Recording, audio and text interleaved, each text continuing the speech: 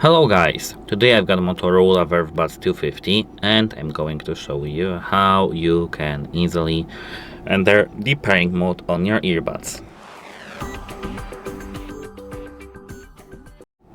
To enter deep pairing mode on your earbuds, you need to, of course, have them disconnected. So how to do that? You need to open the phone's settings. Here, connected devices, and tap this gear icon.